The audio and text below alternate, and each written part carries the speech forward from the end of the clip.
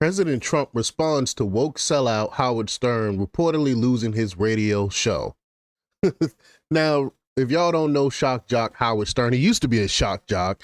Now he's timid. He's afraid to even leave his house. This dude went from counterculture to becoming an elitist and part of the problem. Like, I mean, remember when the whole COVID stuff happened, when he was just telling people, calling people losers who wouldn't get the jab and all these other things. I mean, just disgusting individual. Howard Stern really showed his true side, which is just disgusting. And people stopped watching him because of that.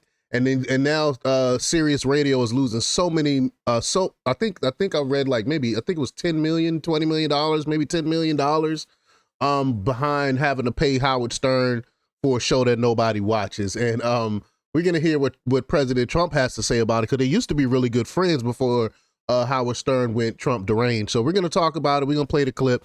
But before we get started, go ahead and hit that like button. Share this out so we can get this information out there. Subscribe if you're not already a subscriber, and hit that alarm bell so you know when I'm putting out new stuff. Also, check out my link tree in the description. It has a link to my Patreon. That's where I talk about things that I can't talk about here. There's also a link to my Instagram and my X account, so follow me there as well. All right, so let's get into this news. Now, this comes from the Gateway Pundit, and they report that President Trump has officially weighed in on his former friend turned woke sellout, Howard Stern, reportedly losing his radio show earlier this week. As the Gateway Pundit reported, Stern's Sirius XM radio show is set to be axed later this year after Sirius XM decided not to renew his $100 million contract. Again, this is what happens when you become a sellout. You used to be counterculture. I mean, he used to have prostitutes on his show and porn stars and all types of people on his shows, and then he went to Sirius Radio, became $100 million man. And became this timid, like snowflake. I don't know. I don't remember the last time I watched Howard Stern. I mean, it became gross to watch. Having built his reputation as a provocative shock jock who once eschewed political correctness, Stern took a hard left in the last decade, embracing celebrities and woke politicians he once rightfully scorned, while railing against President Trump and those who support him. Last year, Stern admitted that he hates who voted for Trump, hates people who voted for Trump, and even demanded that they refrain from listening to his show. So we obliged him, right? People obliged him after he said he didn't want Trump supporters to watch his show. I don't hate Trump, Stern said at the time. I hate the people who vote for Trump. I think they are stupid. I do. I have no respect for them. That's what he said about us Trump supporters. Overwhelming majority of the people that support Trump.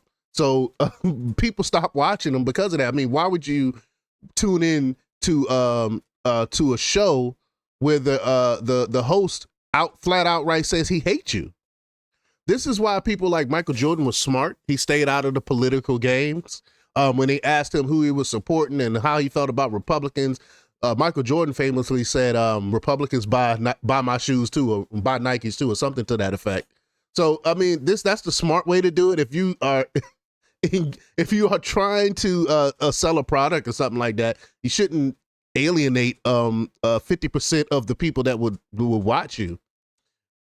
But during a press conference on Wednesday where Trump announced a major investment from Apple, the president was asked by a reporter to give his take on the cancellation. Trump, of course, did not disappoint. So let's play that clip here. Here we go. Brian, I've got an entertainment-based question for you. A few weeks ago, Stephen Colbert announced that he was leaving his show. Howard Stern announced that him and Sirius XM Radio are parting ways. Do you think the hate Trump business model that's been in the entertainment business is going out of business because it's not popular with the American people? Well, it hasn't worked, and it hasn't worked really for a long time, and I would say pretty much from the beginning. Colbert has no talent. I mean, I could take anybody here. I could go outside on the beautiful streets and pick up a couple of people that do just as well or better. They get higher ratings than he did. He's got no talent. Fallon has no talent. Kimmel has no talent. They're next. They're going to be going. I hear they're going to be going. I don't know, but I would imagine because they get Colbert has better ratings than Kimmel or Fallon. You know that. Howard Stern is a name I haven't heard. I used to do a show, we used to have fun, but I haven't heard that name in a long time. What happened? He got terminated? Yeah, they're going to separate ways because I think what they're offering salary-wise is real low than what he's getting. You know when he went down? Whenever you want. You know when he went down? No, before. When he endorsed Hillary Clinton, he lost his audience. People said, give me a break. He went down when he endorsed Hillary Clinton. Wow. That's a fair point, because people were like, really? You supposed to be anti-establishment, Howard Stern, and you support Hillary Clinton, who's nothing but establishment. So I would agree with that.